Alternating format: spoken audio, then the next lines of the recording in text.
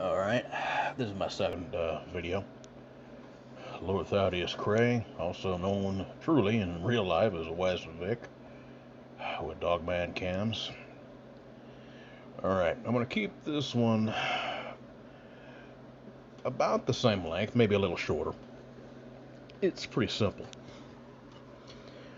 I put up something in one of the groups, a question, and I got some very interesting answers and responses about the werewolf. Is it the Dogman? Some said yes, and some said no. I personally am not so sure. I'm inclined to not believe so, but in the end, I'm no expert on this. I don't know. But I can tell you what I am somewhat familiar with when it comes to the werewolf. First things first, I've been obsessed with these things since I was a child. I've always loved werewolves. That's kind of what got me into the Dogman, just to be straight with you. It's what got me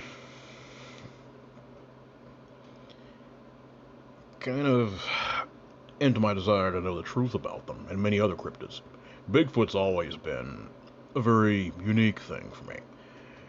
When I was a kid, there was a show I would watch called Harry and the Hendersons. It was one of my favorites. It still is. But anyway,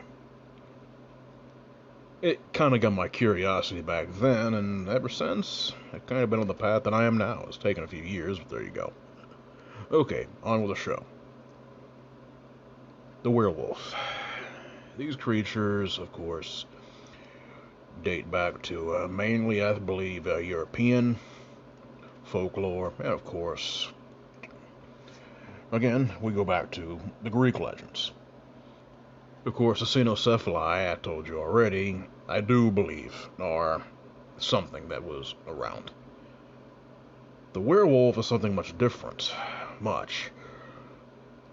Of course, Hollywood portrays them as a man cursed with a disease that turns them into a savage beast, a wolfman. Underworld, of course, portrays them as beings that were born that way, possibly pretty much immortals that were bitten by a wolf and then altered. And possibly they would even have children, basically lycans. This stuff you can look up yourself.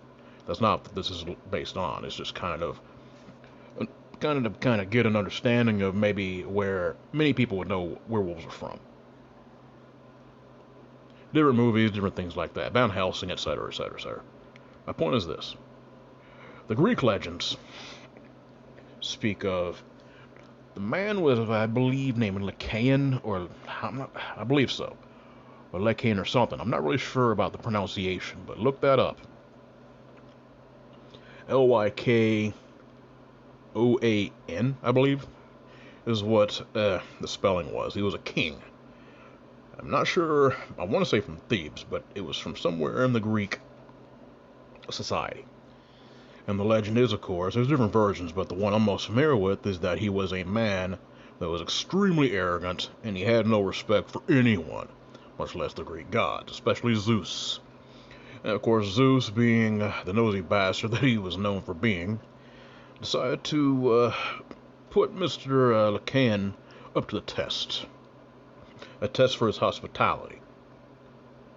Because Lycan had basically called out Zeus, saying, I can trick you with this offering. I can show you what I really think about you.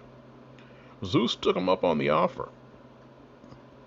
And Lycan had disrespected him. Instead of giving him a decent feast with meat like from cattle or a farm animal, he had actually fed him the flesh of his own children.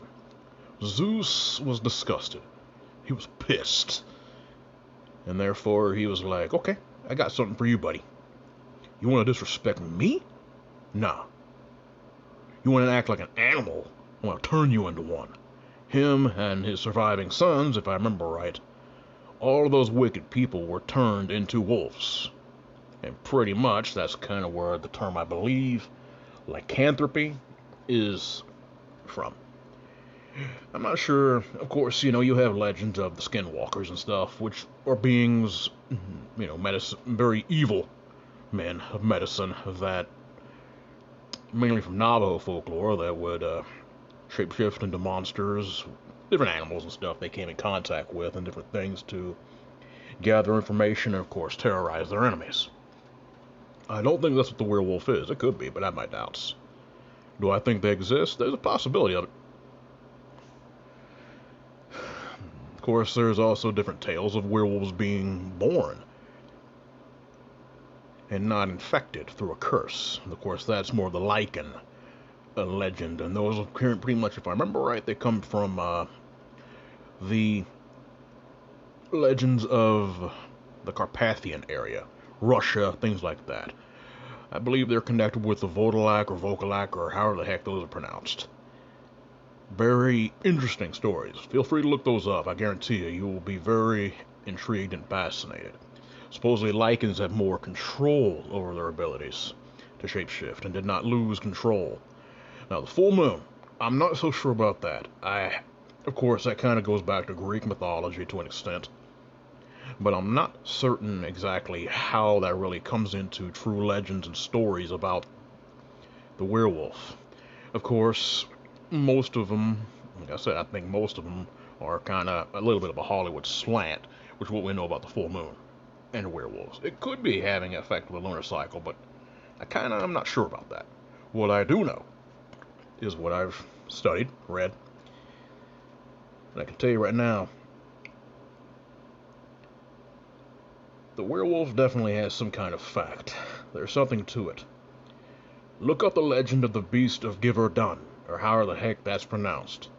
But I know that was a monster right there that I do believe was existing at the time. It could have been a creature from, maybe like from that movie Brotherhood of the Wolf, I believe is what it was called. Some type of animal imported from Africa. It's a possibility. Of course, some people believe it may have been a hyena. The thing is, hyenas are smart, and they can do a lot of damage, but these are pack animals. I don't really see just one. Anything's possible. I was saying I don't really see just one causing that kind of destruction. What I do know is the beast of Giverdun, it annihilated a lot of people. Many people. I would say more than just a few dozen. Supposedly a hunter who had blessed ammunition killed the thing. But this thing was pure horror, and I do believe it existed. Very firmly on that. There's just too much in the way of records that thing did not. And of course we had the stories of the loup-garou. Now that I'm not so certain of, but I would advise you to look that up, because I'm pretty sure there is a connection to that. Of course, you also have more European stories of men who would sell their souls to the devil and be given equipment like maybe a girdle, a belt, necklace, anything that would change them into a wolf to go out and do evil. That is something it's a possibility. I would say more like maybe someone invited a very ancient spirit into their body and it caused trouble for everyone around them. And trust me, I've come across people who are that foolish to try to invoke things that they should not. So, believe me, it's very possible. Now, as for the Native American legends, that is interesting. Again, when I look up those, I kind of land more into the Dogman. Of course, different shamans and different beings who were not really shamans, but more maybe just evil witch types. Just sick freaks that... Now, you have to understand, of course, that goes back into the Skinwalker legends. And it's not just the Navajo that have them. There was different ones, but I don't think they were called Skinwalkers. They were just considered real sick freaks that would... You have to understand, before the white man came into the territories in the states, before we took over everything, the native tribes didn't understand the meaning of property. I mean, it was just like you shared one and all, and it didn't really matter to them. You lived off the land, you did what you needed to do, you created shelter, you shared. I'm pretty sure there was some pettiness among them, I know so, but not like what happened later when the settlers came and started taking land, and of course they were introduced into new levels of greed. And you already know, when that happens, us being human beings, being human, it causes a problem. I believe very firmly a lot of these people, if you want to call them, I use that very lightly for the evil they did. These people would sell their brothers out many times for, I'm not sure about for land, but definitely for property and things which was not really thought of before. Mainly for power, I believe. They'd be hired by different people in the tribes and different things like that to either spy, taking on the form of an animal, whatever whatever you want to call it, and of course to push forth curses and very awful things. This you pretty much just feel free to look up. I'm not one to stay on such negative things for too long. I'm kind of passing this on. Moving on. Now, as for Hollywood, I do believe that Hollywood has gotten some things right. And that's mainly due to the fact that it could be based on curse or maybe even bloodlines. It's not really known. But what I do know is there is a possibility that these things exist. I'm not quite as certain of their existence as I'm fairly certain about the Dogman, but you never know. Heck, Dogman could be a werewolf. I don't know. Maybe it's one that I'm not sure. But what I do know is that they most likely are definitely out there, and I'm pretty sure they're very dangerous. The Dogman at least seems to have some kind of, from what I've read, they seem to have a purpose. Of course, there's different tales and different explanations about them, and that's a matter for debate. That's not something I'm really too concerned with. I'm just one man. I can't figure that out on my own. Werewolves, I'm still not sure what their purpose would be, so that's one reason I'm a wee bit more skeptical about them, even though I'm definitely obsessed with them even now.